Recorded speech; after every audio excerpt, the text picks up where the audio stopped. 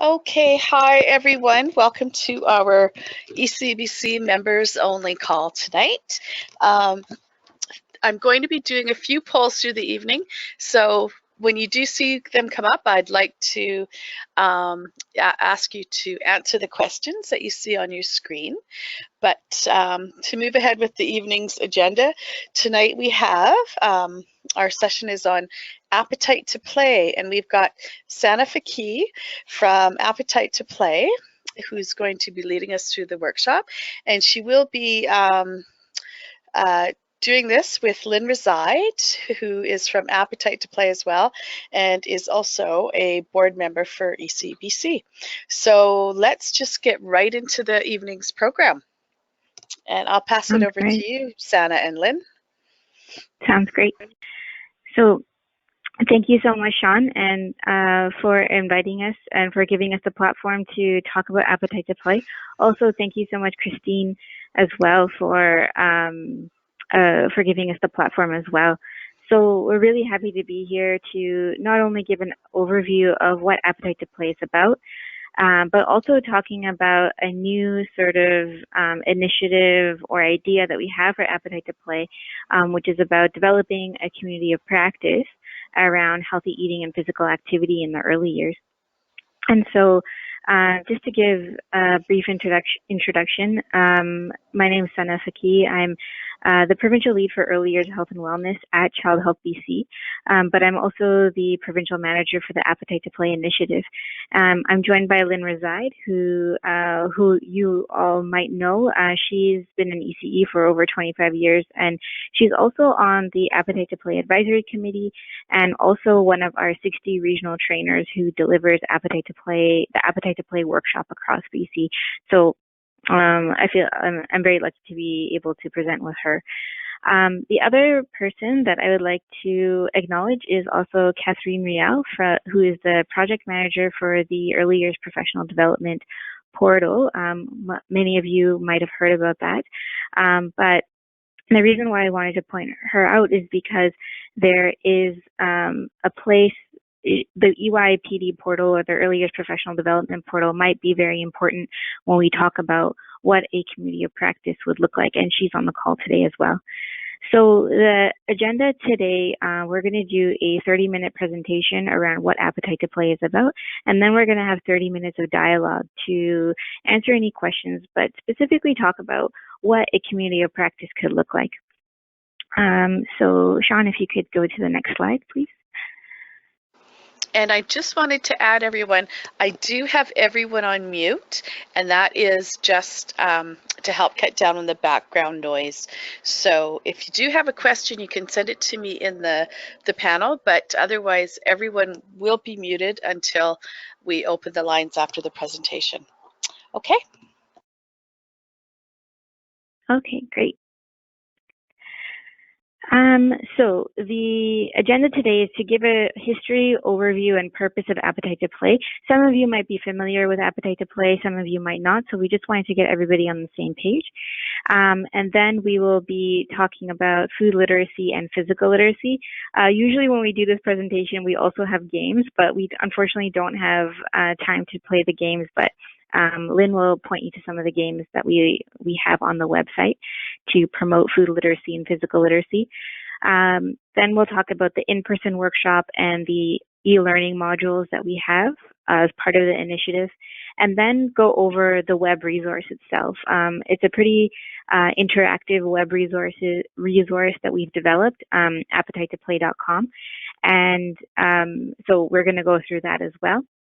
And then we'll get into the conversation around developing a community of practice and continuing the conversation. So of healthy eating and physical activity through a community of practice. So that's our agenda for today. Next slide, please. So what I wanted to start off with is who is actually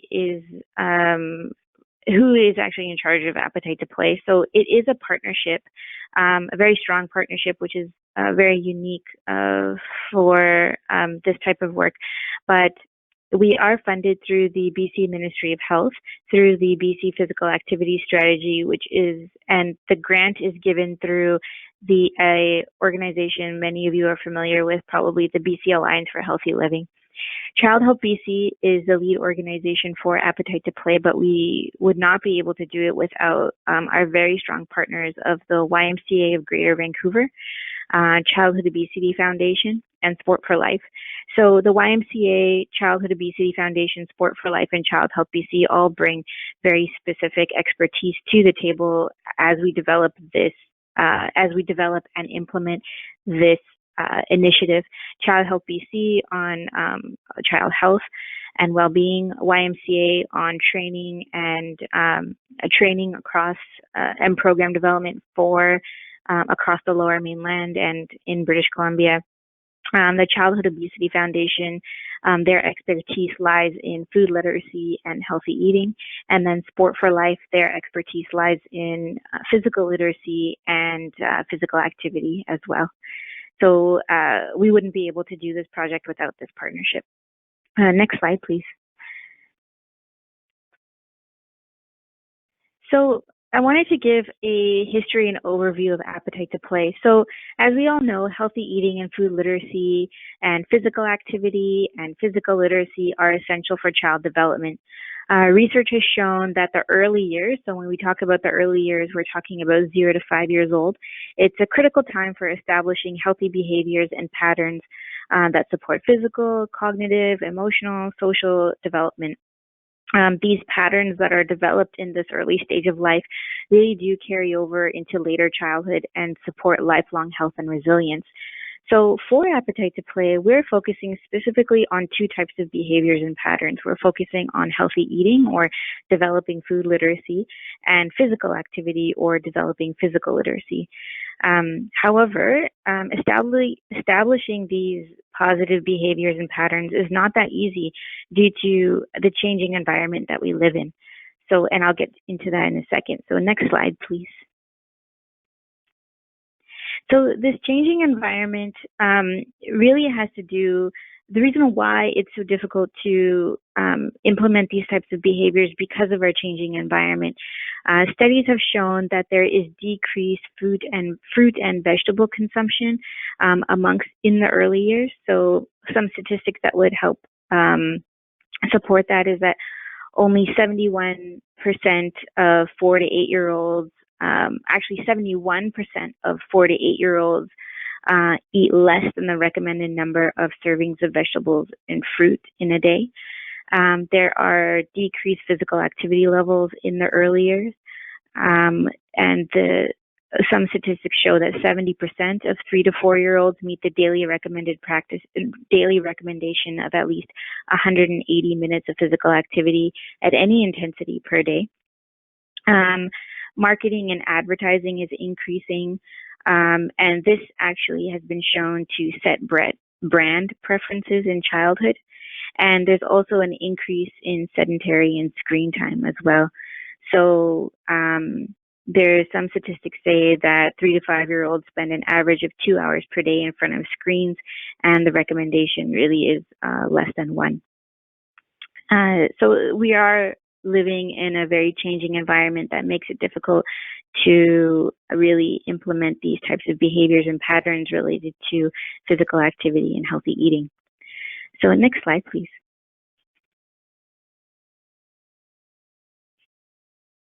Yeah, so given this changing environment, Appetite to Play was created to build the capacity of early years providers to promote healthy eating and physical activities.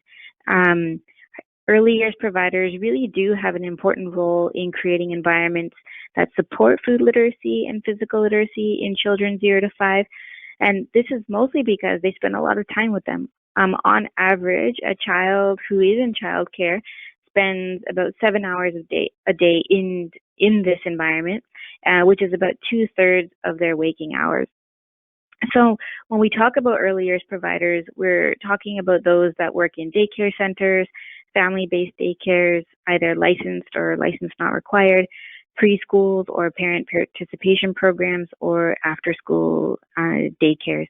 So Appetite to Play is really aimed at early years providers in a very broad sense. and this also includes managers and administrators of those early year settings as well. So through Appetite to Play, we're not trying to take the responsibility away from parents around implementing healthy eating and physical activity behaviors. And we'll talk about that in a second and possibly in the Q&A. So I just wanted to make that small note. Next slide, please.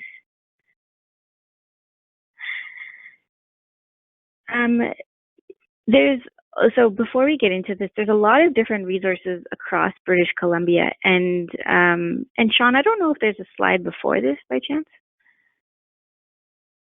Yeah, this one, perfect, thank you.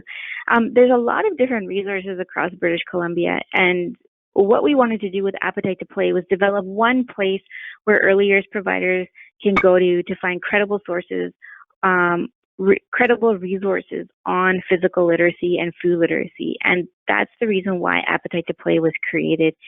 And so this photo is here just to show that at one point there were a lot of resources out there. Many of you probably know about HOP and LEAP resources, which is comprised of Food Flare, HOP and Move, Healthy Beginnings, and also many municipalities and different health authorities had their own resources as well when it comes to food literacy, physical literacy in the early years. And so the idea around Appetite to Play is to really amalgamate all of those different resources under one roof. So hence appetitetoplay.com. Next slide, please. So really the purpose of Appetite to Play is to be a resource for early years providers to build their capacity in promoting healthy eating and physical activity in the 0 to 5 age group. So we have 5 main components. We have the web resource, which we'll talk about in a second. We have the food and physical literacy training, which Lynn will talk about. We have recommended practices, which we'll talk about in a second.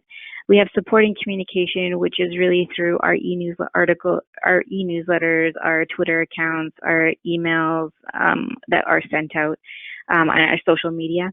And then we also have this component that we want to create, which is networking. So really creating a networking space for early years providers to talk about healthy eating and physical activity on an ongoing basis. And so in some conversations I was having with Christine,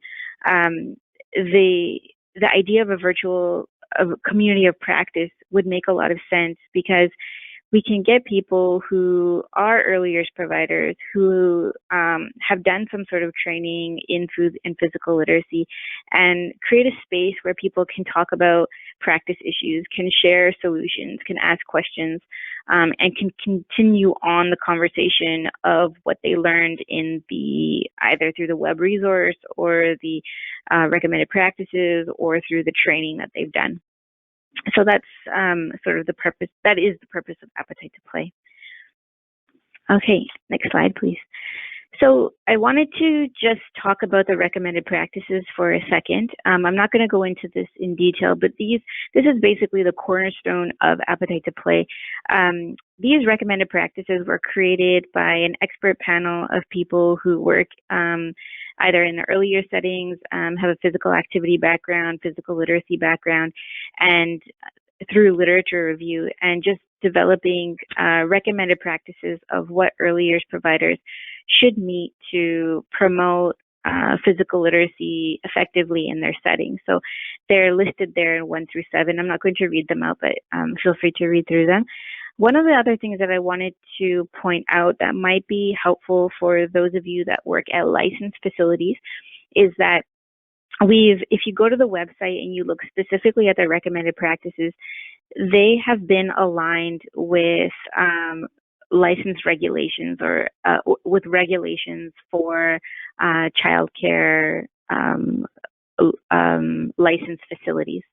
So if you look through and you see these recommended practices and you see a heart or a ball or a shoe in the details of these recommended practices, you can see how they're aligned with the child care licensing regulations, as well as the DOLSOP active play standards, as well as the DOLSOP safe play space standards. So these recommended practices really help early years providers who work in licensed facilities to not only promote physical literacy and and food literacy as well. But it will also help them meet these licensing requirements as well. So I just wanted to point that out there. Next slide, please.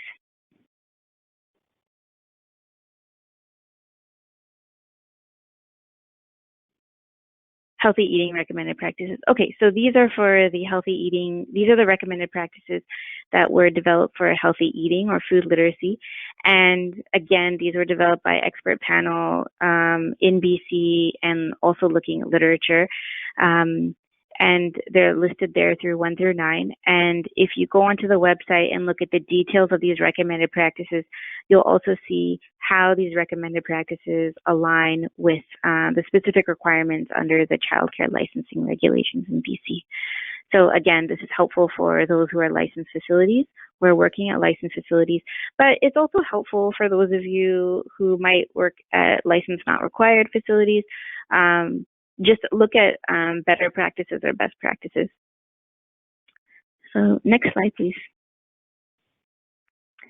Okay, on to food literacy and physical literacy. So that would be Lynn.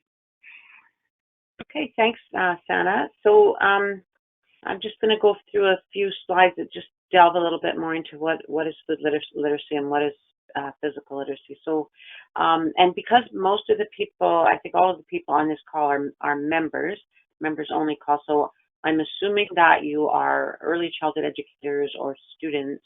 So for some of you, some of this may be review, or it may be something that you know a little bit about. But we're hoping that you'll just really give some more thought to the ideas around, that we're presenting today around food literacy and physical literacy. So and I won't read it either, but I'll just go over it quickly.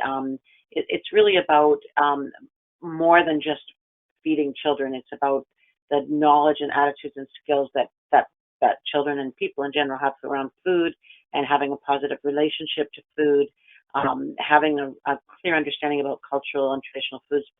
For example, Indigenous people's foods that Indigenous people have traditionally eaten, knowing that food is connected with mental health and overall well-being, and that your relationship with food is very important for your mental health. Knowing where our food comes from, and engaging children using all their senses. Okay, next slide, please. And physical literacy, just kind of a definition. Physical activity is the movement using your body, requiring energy. Physical literacy is having the movement vocabulary. So that's the fundamental movement skills like hopping, skipping, jumping, all those kinds of things, throwing, bouncing, all those things that sometimes are precursors to sports, or just having strong movement skills to take the next step. And then the motivation and the confidence and the competence to move for a lifetime. So, okay, here they are. Here's hopping, running, jumping, balancing, throwing, and catching are very key building blocks for any sport or any kind of just being physically active, any kind of, moving from one place to another. So the physical activity and physical literacy are obviously very closely aligned, but there's a slight difference in those. And we know that when children feel competent, when they have opportunities to practice those skills and they feel competent, then they will continue to use them and continue to develop them and have more confidence. Why does it matter why does physical literacy matter in the early years? Well, we know that those first 5 years of life are just a critical period of many areas of development, including developing your motor skills and establishing lifelong patterns.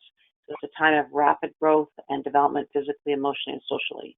And physical activity in the first 5 years helps the brain grow and develops this and supports development of social skills.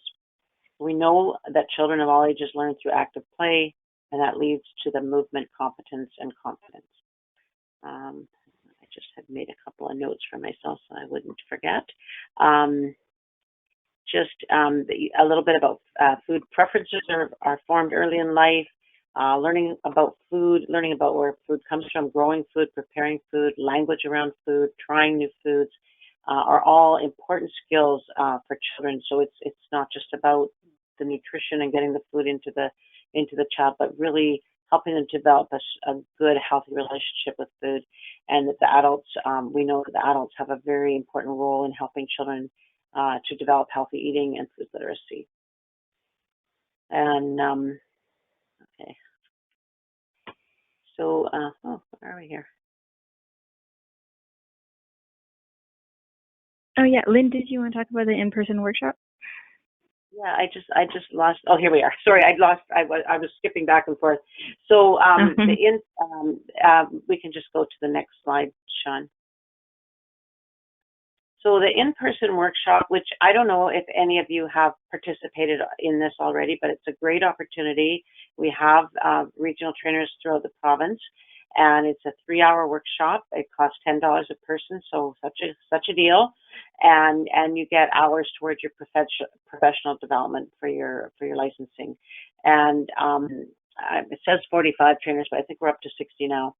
And it's interactive and in-depth training on and fun. It's a fun workshop on physical literacy and food literacy with games and ideas, resources, networking with each other and sharing ideas. And I can tell you from my own experience of facilitating that even people who've been working in the field for a long time or have been ECEs for a long time, they learn from it. There's lots of great ideas, and I think like what Sana said about having everything kind of in one place and everything interconnected is really helpful in making sure that it all aligns with the regulations is very helpful. Next slide. So yeah, maybe I should just say if you're interested in the in-person workshops, you can contact Appetite to Play or just there may be people that you know in your community that are teaching it and try to get a workshop in your community. And so you get 3 hours for that, but there's also the e-learning modules. If you're not able to do the in-person training, there are 2 e-learning modules, and they have slightly different content, so you can do both. And there's one on physical literacy and one on healthy eating. And for either of those, you can get 1.5 hours of professional development. So the physical literacy one is, as we've already sort of stated, talking about those fundamental movement skills, which are so important for children to feel competent in. And then being a positive role model yourself, like learning a little bit more about how you can model to children, addressing inclusive practices for children who are they have extra considerations to take into account when planning physical activities, and then just creating a positive environment for children to experiment and take a few risks and that sort of thing. So those are easy ways to get some of this training. And then healthy eating, same kind of thing, and making sure that you include and support families. Families all have many different ideas about what they want their children to eat and what their family values are around eating. And then making sure that we apply the social norms, manners and all those kinds of things, and cultural practices as well. And just creating that positive food environment. Okay, next slide. Am I doing the next slide? Yep. Yeah, so just the thing about the e-learning modules, we're not going to really have time to do this, but I'm just going to give a couple of examples of some games that you can do. One is the mystery bag. This is the one about healthy eating, and just putting a strange vegetable or a strange fruit or an unknown fruit or vegetable into a bag. Having it, and this works well with little maybe 3 to 5 year olds, 2.5 to 5 year olds. Just having the child smell it, put their hand in it and feel it, those kinds of things, and guess what it is. So it's a way to sort of a non-challenging way for children to be introduced to a new food. They don't have to eat it. They're just really playing and using their senses to identify it. So that's just one example. And then an example of a physical activity that's maybe even for very young children is growing a flower. So just having the child curl up like a seed and then talk a little bit about how flowers grow, and the child stands up and stretches out. And then with older children, you can do it more quickly or add other movements into it. So it's just like you know, how we always try to introduce, you know, early learning to children is through play and through fun. So those are just two examples, but both in the e-learning modules and on the website, there's just so many great examples of both of those, and they fit with our, again, with our regulations. I think that's me, and then you're up. Yeah. Yep. So I just wanted to quickly go through the web resource. So this is sort of the main hub that you would go to find activities, games, recipes, ideas to implement into your early years setting. So this is the website itself, www.appetitetoplay.com. And I just wanted to go through some of the features of this website to help you, understand it. So there is, I'm just going to look at the top right corner where the words are. So about, getting started, planning tools, training, join, and login. So an individual can actually sign up for an account. And when you sign up for an account, you can do a whole bunch of different things. You can take the e-learning modules, you can save ideas, you can save some, you can do an assessment, you can do a whole bunch of different things, which I'll go into in a second. But just keep in mind that you can create an account on this website, and it allows you to do a lot of different things. So the website is set up like Pinterest. And one of the reasons why we wanted to do that is because when we did some market research with early years providers, many of them said that they go to Pinterest specifically to find ideas, games, recipes that they can implement in their early years setting. So this little band here that says step-by-step assessment tool, why food to physical literacy matters, e-learning module on physical literacy, this remains static. But the rest of it, you can actually scroll and scroll and scroll to get more ideas and games, etc. So the first four are around the actual recommended practices itself, and the other one is actually developing policy. And the other ones that you see, the other squares that you see, are games and activities, recipes, etc. And this website is updated on a regular basis, so two new posts per week. Next slide, please. So you can filter as well. If you're specifically interested in healthy eating, then you can actually click on the healthy eating button underneath the logo, and that will filter all of our posts and give you only healthy eating posts. And then you can even filter further and find only recommended practices, tips and ideas for promoting food literacy and healthy eating in the early years, recipes, food activities, and then families as well. Next slide, please. And then you can do the same thing for physical activity. So if you're only looking for physical activity ideas and games, you can just filter for that by clicking on physical activity underneath the logo on the left. And that can filter further you can get recommended practices, tips and ideas, activities and games specifically for kids 0 to 2, and then activities and games for kids 3 to 5, craft activities, and then posts specifically that you can share with families as well. Next slide, please. So there's also some planning tools on the Appetite to Play website, a self-assessment tool, activity planner, and a meal planner. And I'll talk about that right now. So next slide, please. So the self-assessment, next slide, is a step-by-step assessment tool that really looks at how you are faring against those recommended practices that I had talked about at the beginning of this call.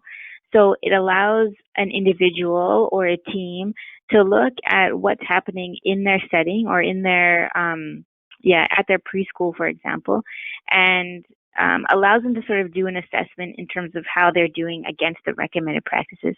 So on the left-hand side are a list of, things that are in line with our recommended practices. And then an individual can actually look and see whether they have that implemented. So for example, do I have healthy mealtime environments?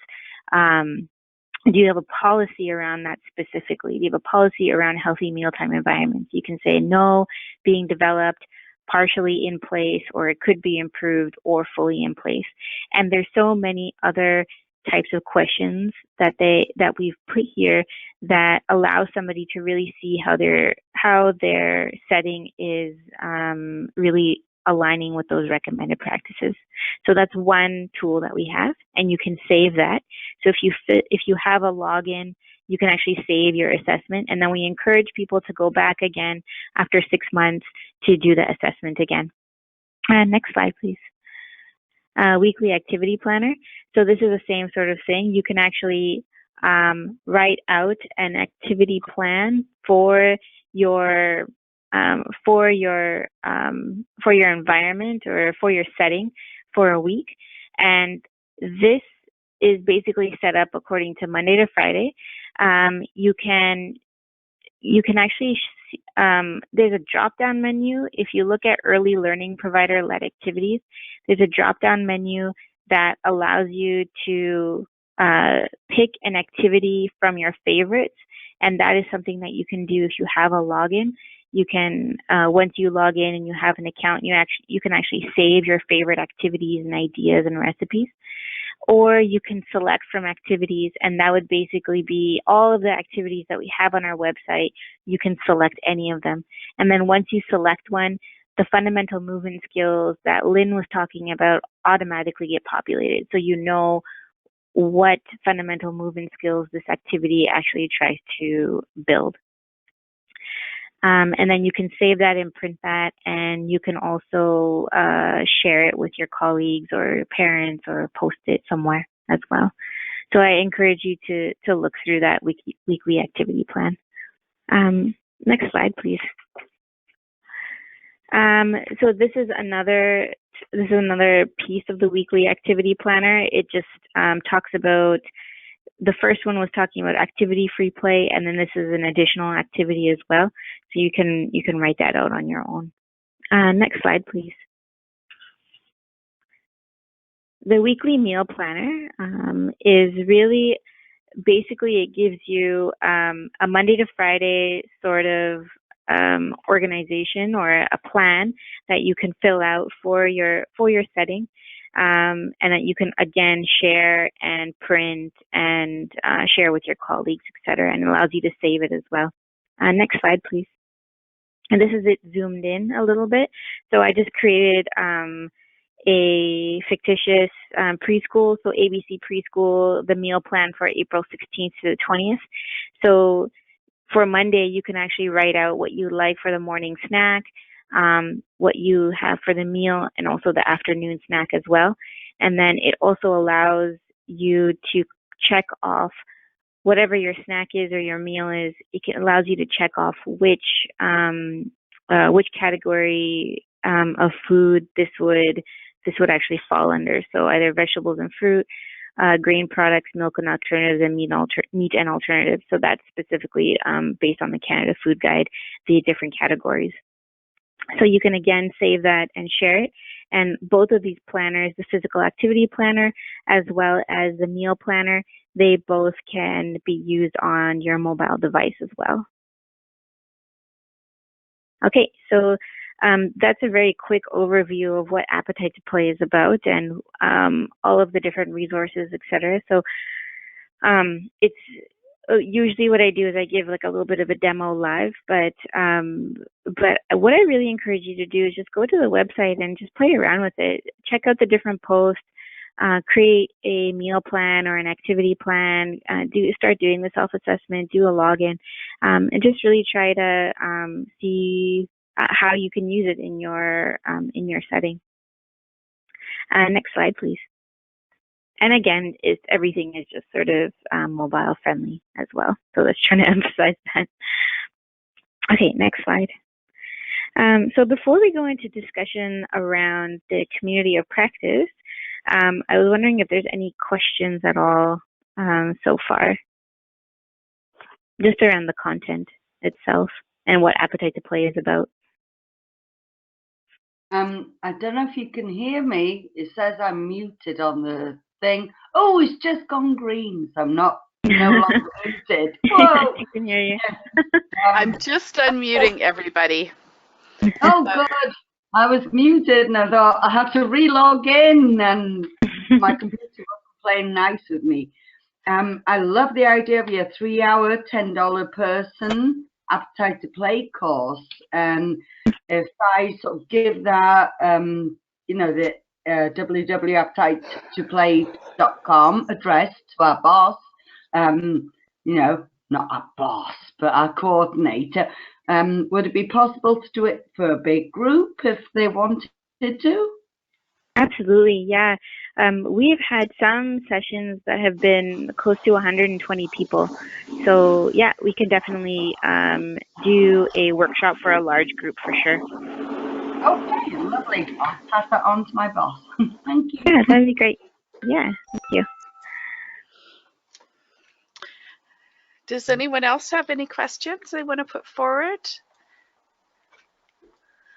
Good. You could put your hand up or put some. Who's that? Did you have a question you'd like to ask? There.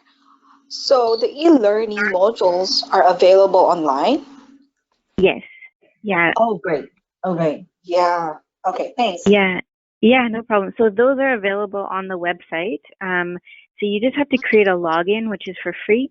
And once you do that login, you will have access to taking the e-learning module as well, both of them. Oh, that's great. Do they have do we pay a fee for those, or are they free modules? They're free. Yeah, the e-modules are free. Awesome. Thank you. Yeah, no problem. Romelda, did you have a question? Oh, no. I did ask a question already regarding the... You got your question? Okay. Yeah. I just saw your hand up. Oh, okay, sorry about No that. worries. Anybody else? Okay. If not, then maybe we can continue the conversation. We wanted to talk specifically around continuing the conversation around healthy eating and physical activity. So one of the things that we've heard from early years providers is that the idea of having a website is great. The idea of having an in-person workshop and e-learning modules is great. But what about afterwards? Like, how are people able to continue the conversation with their colleagues? How are they able to ask some more very specific questions that they might have that are very relevant to their setting? The other question is, like, how do they share information, ideas, or solutions, or you just ask questions with people, with fellow early years providers, and get answers around healthy eating and physical activity related issues. So one of the things that we wanted to think about was to develop a virtual community of practice where people could come together on a regular basis, you know, maybe once a month, or maybe once every few months or once every quarter, to really talk about some of the issues that they're having around implementing food literacy and physical literacy initiatives in their settings, and then also talk with each other to find solutions to some of the common problems they might be having, or just a place where they can share really cool and neat ideas that they've come up with in their setting. So really, the idea of this is to focus on the networking component of Appetite to Play that I was talking about earlier. So next slide, please. So what we're hoping is that to really develop a space where people can join after completing either a workshop or e-learning module to continue the conversation. And one of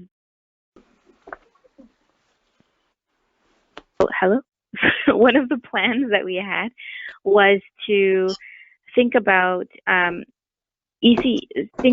partnering and collaborating with ECEBC around developing a virtual community of practice similar to the virtual community of practices that have already been started through ECEBC, where people will get together on a regular basis, and maybe as I was saying, once a month, for example, to talk about issues, but then also develop a platform where people can continue the conversation outside of those talking times or those conversation times.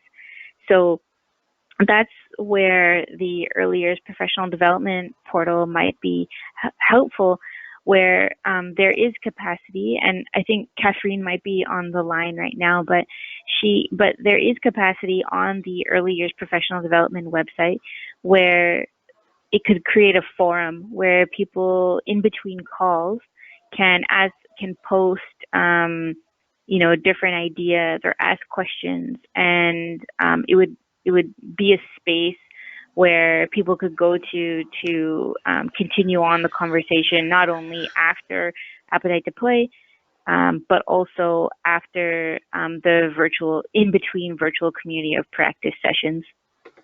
So that's kind of the idea that we had, but we had some guiding questions to find out whether this would actually be beneficial for you. So some of the guiding questions we have on the slide is, would this be beneficial for you?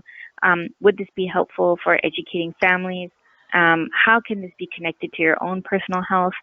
How would you like to communicate between calls? Should there be themes? Who should facilitate? We definitely have staff on our side of from Appetite to Play that would be able to facilitate conversations. Specifically, I'm thinking from Childhood Obesity Foundation or Sport for Life, or even through ECEBC to facilitate. How long should the community of practice last? And the other question is, who should be invited? So this is a members only call for those who are members of ECEBC, but would it be helpful to invite people who are maybe parents or other community members that are involved in physical literacy and food literacy in the early years? So I would like to open up the call to really hear your ideas and to think about to really hear your ideas and have conversations around what would really help, and is this a good idea? Would this be something you'd be interested in? And what would be an ideal situation for you to join something like this? So I'm really interested. We're really interested in hearing your ideas, and I'll leave the line open for people's thoughts. Hi, this is Cindy Page from Northern Lights College, and hi there. Nice to hear your presentation again. I was fortunate to hear it last week, but coming at it now thinking from a student perspective. So a couple of things, just when you mention the connection, like with, this is an ECEBC member call only, but if there was something to be available in a community of practice that students could maybe participate in, provided that they've, completed a certain level, like the e-learning modules or within one of their courses, that might also, as an added bonus, get students in to ECEBC earlier than they come in later on in their program. So that's one piece. The other part too is we have a requirement in a course for continued professional development. So in one of the courses, so an opportunity like a community of practice, whether it's connected to ECEBC or somewhere else, would be another way we could point to students who are all over the province to be able to virtually get in some of that additional professional development. Oh, that's a great idea. So you're saying that there is a requirement in the Northern Lights College program to join a community of practice? Well, no, there's requirements certainly for these topics within health, safety, and nutrition within those courses, but there's a course later on in the program in the third semester that requires them to do additional professional development as part of the course.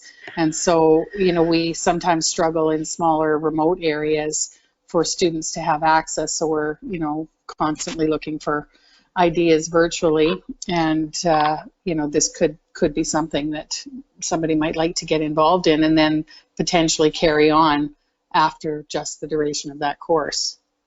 That's a great idea. Yeah, what do others think about that? that sounds great on my end. Sounds good to me.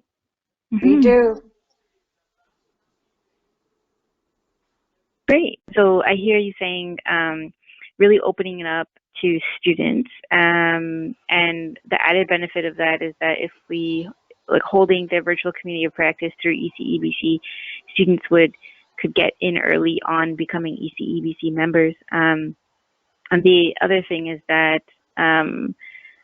because health and nutrition is a requirement, and in the third semester they have to look at additional professional development, this community of practice could actually be part of their additional community. This could be part of their additional professional development moving forward. Yes, that could be one of the options. And there's a great deal of space in between the first semester health, safety, nutrition course and into a third semester course. So there's, if somebody, they're not necessarily joining ECBC until the third semester, although we're going to look at that. But, if they've taken health, safety, nutrition and could be invited to a community of practice on the topic, they're coming in with some knowledge to be able to participate, and then it helps them get a head start on that mentality to, really think about their own professional development in the field. Yeah, that sounds great. Okay, anyone else in terms of any of these guiding questions, whether this would be beneficial or even topics, who should facilitate, even the idea of the platform in between calls? It's Glenda. I live in the East Kootenays. I'm currently an East student, but I'm coming to it from having multiple other careers, stages of my life. And for a time, I worked in the municipal recreation sector.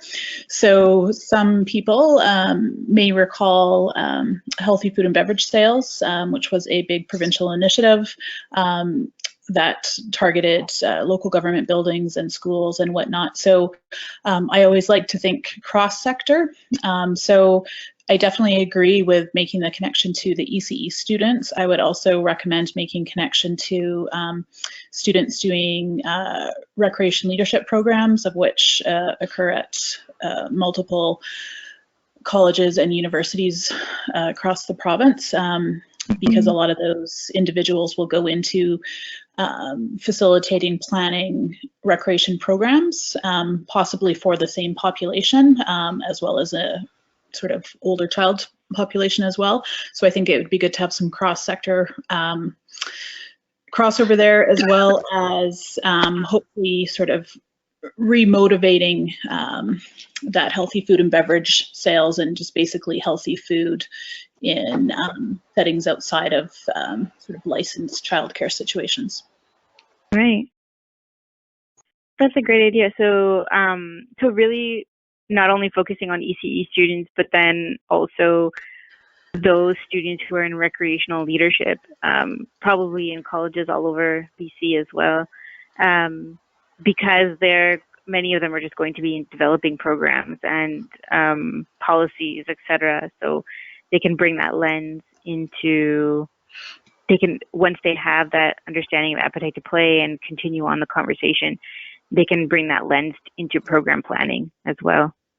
Yeah, and physical literacy has been learning and training for program planning related to physical literacy has been occurring in recreation and sport for a very long time now. So I think just balancing it out with the healthy eating as well, the healthy food literacy.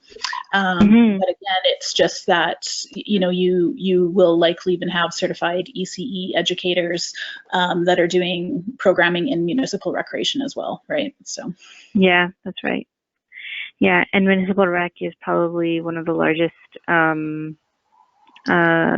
largest organizations that actually hold childcare spaces as well. Yeah. So in BC, should be doing the healthy food and beverage sales, but that might not always be the case. Right. Okay. Did anyone Thank else you for that? have a That's question? helpful. Hi. It's Lynn. I just wanted to comment on.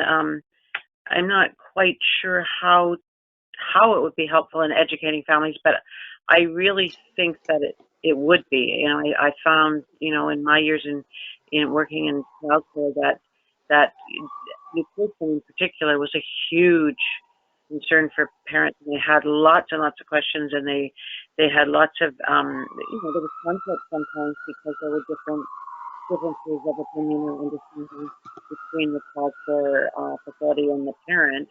And so, I'm not sure if parents would actually come on to the community of practice, but even if it's just, for the educators and the care providers to, have an opportunity to, have a conversation with their colleagues around how to deal with those kinds of issues, because it's very, very common to have conflicts around food and around just people's difference of opinion around what is healthy food and what is the best way to introduce children to healthy food and get children to eat, and all the sort of cultural family norms that people have that may differ from what they hear about in childcare.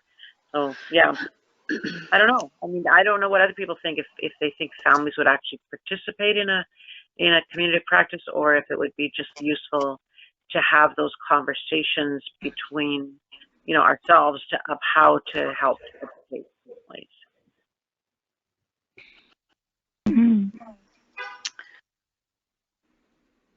Yeah, what are people's thoughts on that in terms of including parents into some of these community practices? Hi, Sana. Hi. Hi. So, I want to say something about what the last person mentioned, but I want to share something that I've been thinking while listening with the conversation. So, um, for people like the younger group, younger age of this ECE people, I would say it's really good for this having a virtual community practice or having this online thing.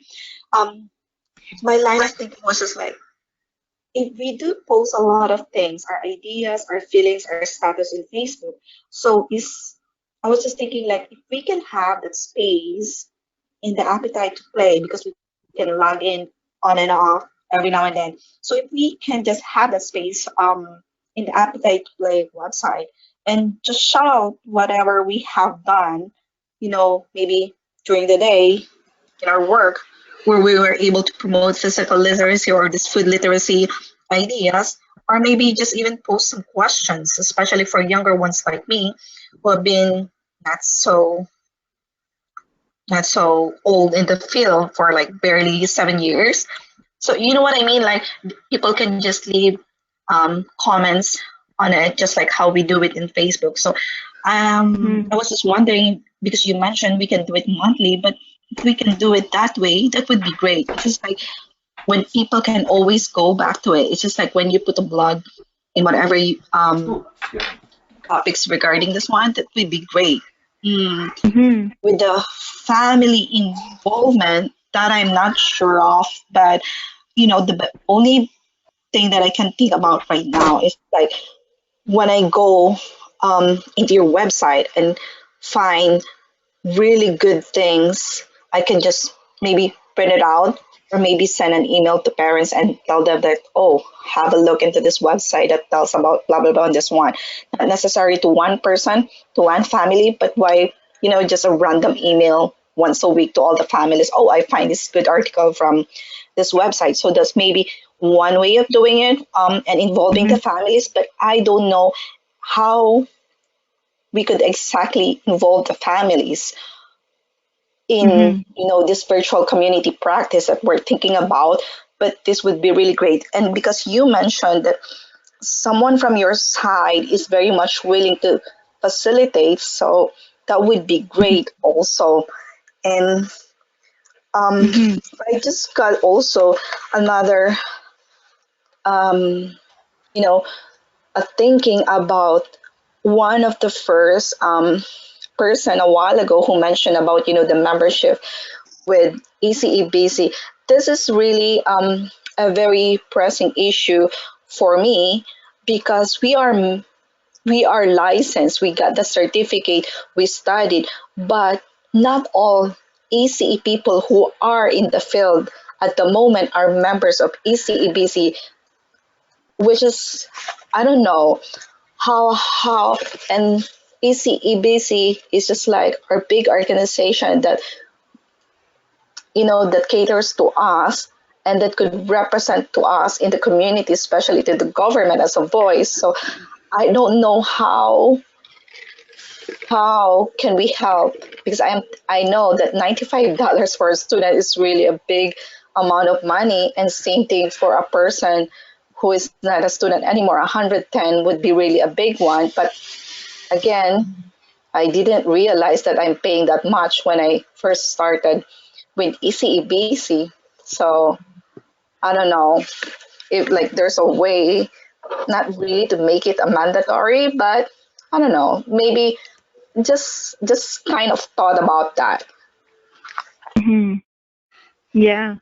Um, yeah, thank you so much for all those points. So I hear you saying that it would be really great to have a place on the Appetite to Play website for people to post ideas and like have questions, and similar to sort of like a blog sort of space, or just a place where you can easily search sort of thing. I hear you also saying that it'd be very difficult to have family involvement in a community of practice. It might be easier just to send them posts or ideas that we find on the website, like just sending them an email around, like, here's a really good post, or here's a really good idea that you can implement in your household, or whatever it might be. And I also hear you saying that it would be really important to have a facilitator if we were to have a community of practice as well, like if we were to have it on a monthly basis. In terms of membership around students, I don't know the answer to that one.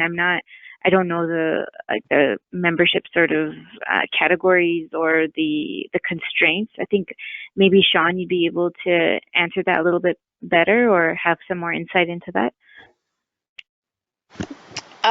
Yeah, well, it's important that we have members. I mean, that's why we're here, and really the value of the membership exceeds what the cost is. So people do get a lot of value for their membership, and we do have payment plans to help people, for less than $10 a month, you can be a member of ECBC. So, I mean, we're looking at ways to help it be less of an impactful cost at once. Lynn, did you have anything that you wanted to add to that? But well, I mean, not really. Just like understanding, like things like this. This is part of the value of membership. These kinds of things are benefits to membership, and I think that having these membership-only calls are huge value to people, and having these opportunities to have to learn about professional development and that sort of thing. It can be quite hard to find. I mean, I know we have the portal now, which is wonderful, but for some people it can be hard to find something. And so, yeah, I mean, our goal is always around membership, and it's really because we're a membership-driven organization. We depend on membership, so it's really important that we all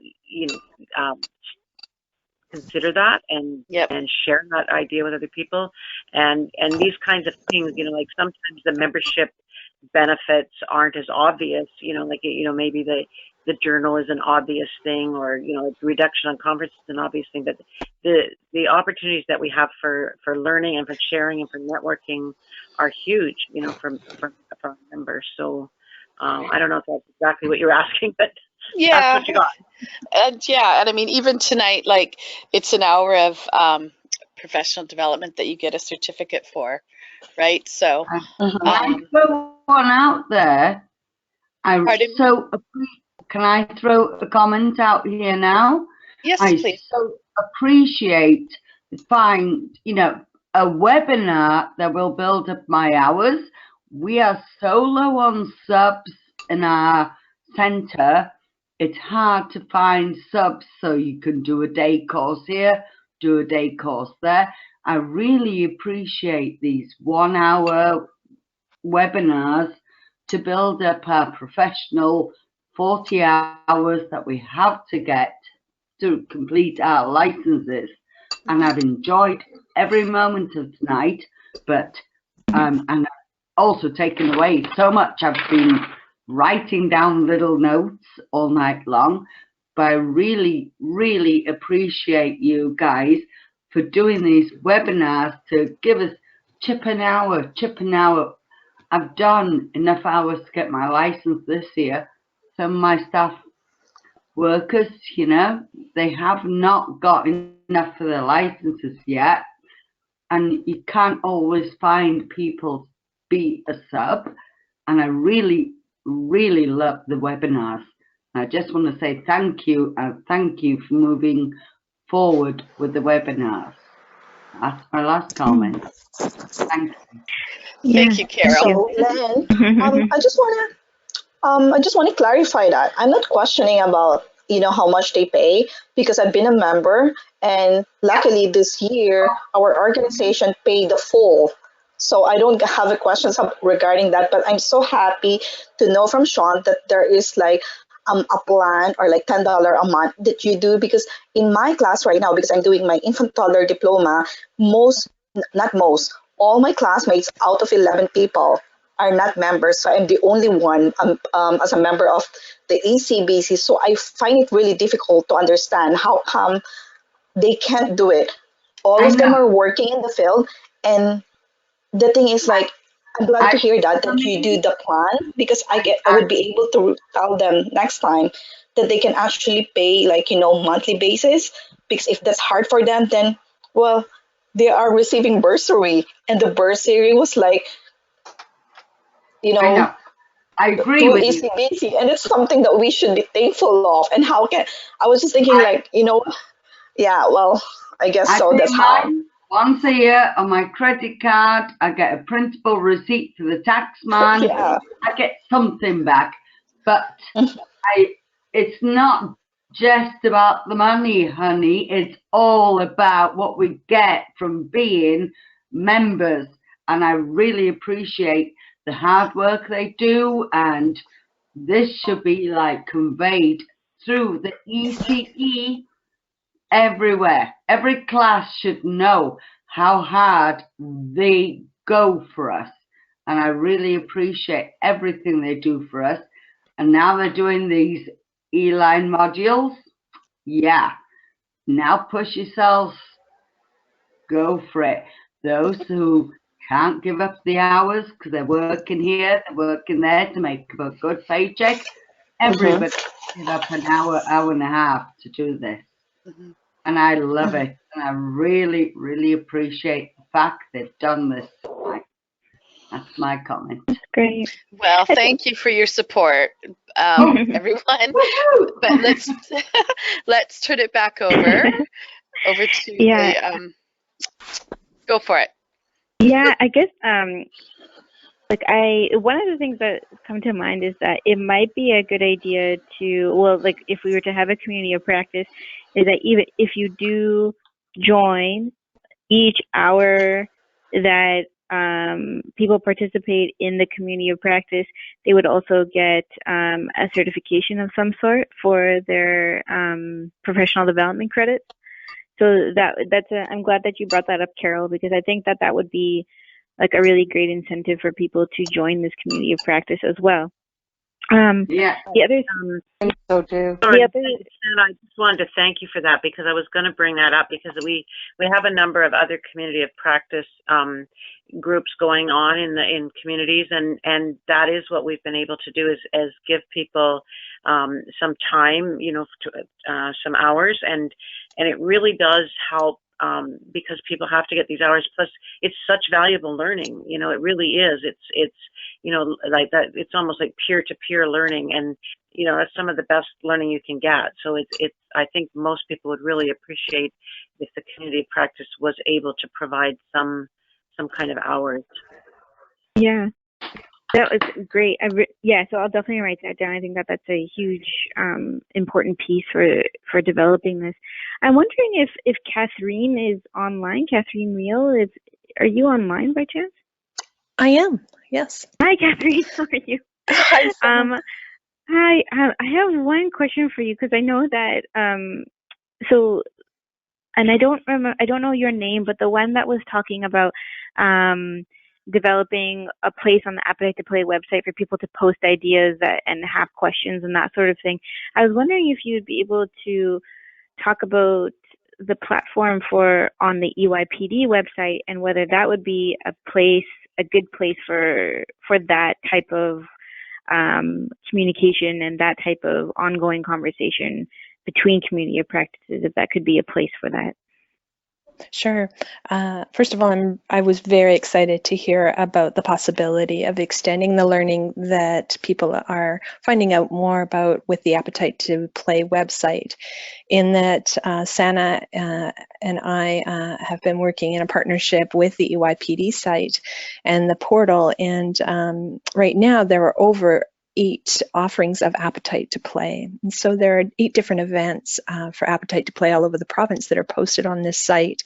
And when we first started thinking and talking and exploring this possibility, what I was excited about was the possibility of people from numerous sites all over the province talking about some of the successes and challenges that they're faced with in trying to implement some of the learning that they discovered while participating in Appetite to Play.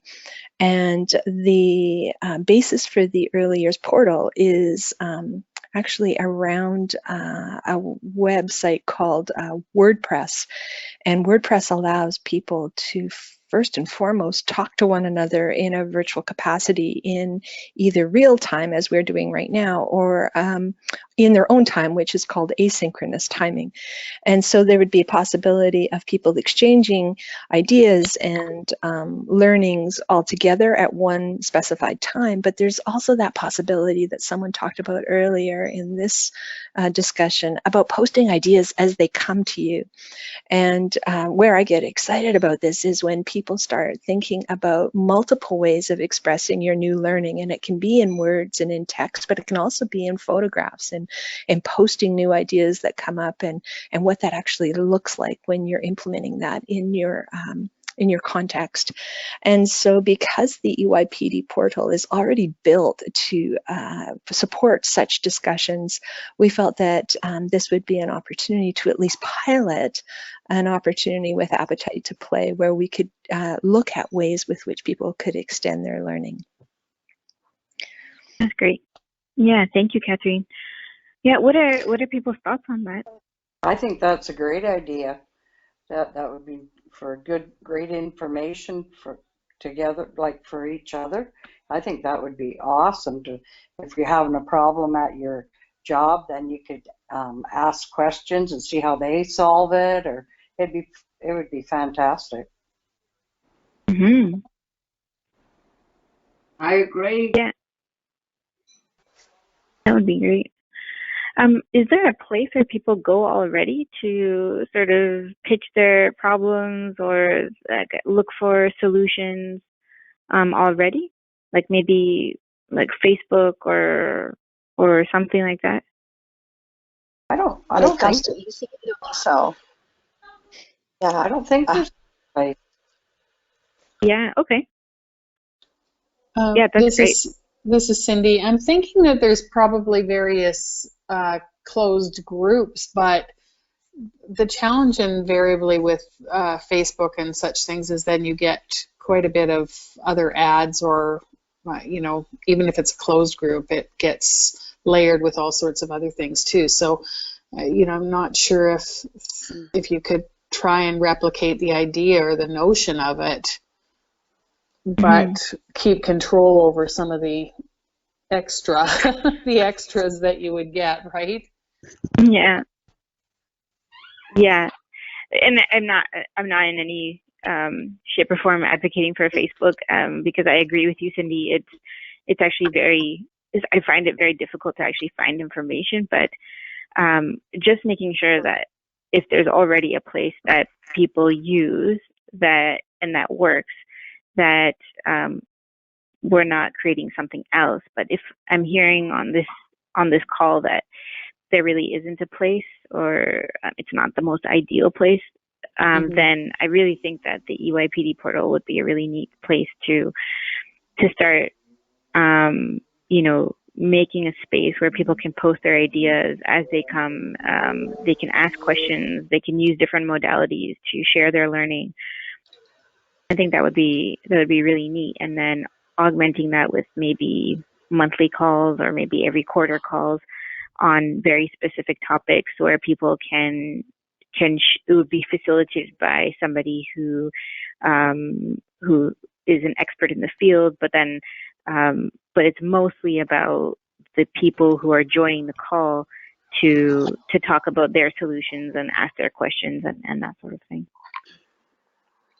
So Sana and Lynn, it is 7:13, and we should get winding down because we do have someone using the webinar system directly after us.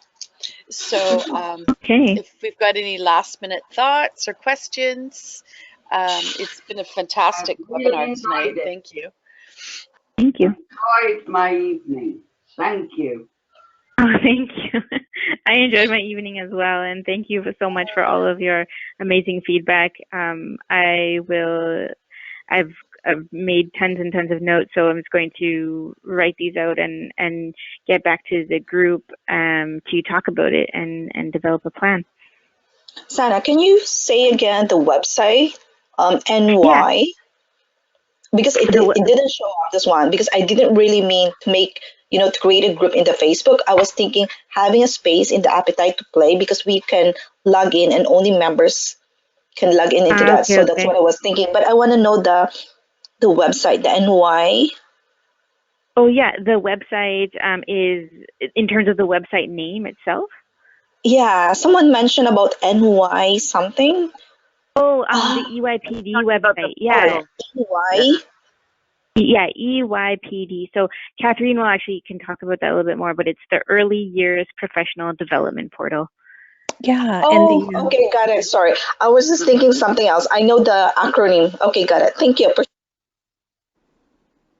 Oh, great. Okay. Yeah. And I already came across with this one. Yeah. I was just thinking, what is EYPD something? Okay, great. Okay. I thought it was NYPD. Oh. Sorry. Got it. Thank you so much. I appreciate that. That's great. Okay, that's awesome. Okay, perfect. I see a skit coming.